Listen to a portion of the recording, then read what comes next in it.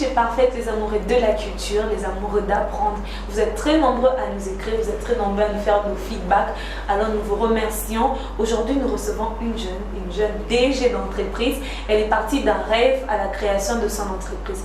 Elle s'appelle Madame, je l'appelle déjà Madame Priscille Kayon. Madame Priscille Kayon, bonjour. Bonjour, Parfaite. Nous parlons, comme nous avons tantôt dit, sur comment êtes-vous partie d'un rêve à une entreprise. En fait, tout a commencé par plusieurs rêves et je me suis décidée de commencer par un seul. Et là, du coup, j'ai commencé par le tourisme. J'ai dit non, je me lance dans le tourisme. Et c'est comme ça que j'ai créé la société. En 2018, j'ai fait les documents.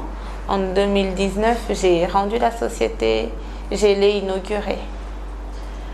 Au fait, aujourd'hui, comme vous avez dit, parmi plusieurs projets, comment avez-vous seulement sélectionné le tourisme?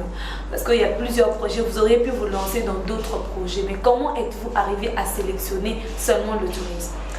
J'ai sélectionné le tourisme parce qu'à force de voyager, j'ai pu voir ce que le tourisme représentait pour le développement du pays. Et je me suis dit, je dois faire quelque chose pour mon pays. Même dans le domaine du tourisme, je dois faire quelque chose. Et c'est comme ça que je me suis lancée dans ça. Pour les jeunes aujourd'hui qui attendent l'État, on entend l'État, il n'y a pas de travail, vous avez créé. Pour les jeunes aujourd'hui qui se disent qu'ils sont exclus du développement de l'État, qu'est-ce que vous leur direz? L'État n'exclut personne. Nous tous, nous sommes acteurs du développement, acteurs du changement, chacun à son niveau. Je veux donner un exemple très simple. Tu sais tresser les cheveux. Pourquoi tu attends encore que l'État te crée de l'emploi? Tu peux commencer chez toi, à domicile, commencer à tresser et tu as ton gagne-pain quotidien.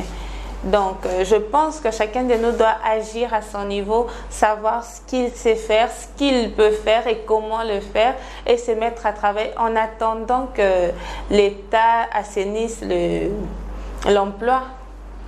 Comment êtes-vous parti de Diamond Touristique au milieu de beaucoup d'autres noms, au milieu de beaucoup d'autres choses et sur base de quoi sélectionnez-vous vos milieux de tourisme? D'abord pour le nom, la nomination, le tourisme en RDC, il est rare, mais il est très précieux pour le développement de la RDC. Pareil pour le diamant. Le diamant, c'est une pierre précieuse, très précieuse même, mais très rare. Et j'ai essayé de marier les deux mots, les deux termes. J'ai dit, bon, ça c'est rare, bon, mettons-les ensemble pour qu'ils ne soient plus rares, pour qu'ils soient découverts. Donc, c'est pourquoi j'ai donné Diamond Touristique. Je sélectionne mes sites touristiques d'abord par l'accessibilité, parce qu'on a vraiment près de 960 sites touristiques en RDC en général, mais tous les 900 ne sont pas assez accessibles. Donc, je vois ce qui est proche, ce qui est plus ou moins accessible, praticable, et je me dis, ok, on va faire une aventure là. Alors pour conclure, quel conseil donnerez-vous aux jeunes aujourd'hui? Vous, on voit jeunes, vous étiez étudiant, vous avez réussi à employer des licenciés, à ceux qui ont peur de se lancer, ces jeunes-là qui ne savent pas comment s'orienter.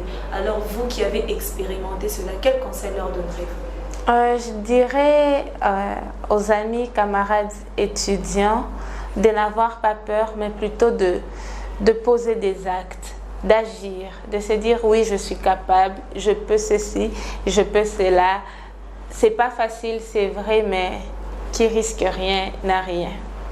En tout cas, qui risque rien n'a rien. Nous vous remercions de nous avoir suivis. Continuez à liker notre page, abonnez-vous sur notre chaîne YouTube et suivez les informations de Diamond Touristique dans leur propre page et aussi sur la page de Bienvenue chez Parfaite. Très prochainement. Merci.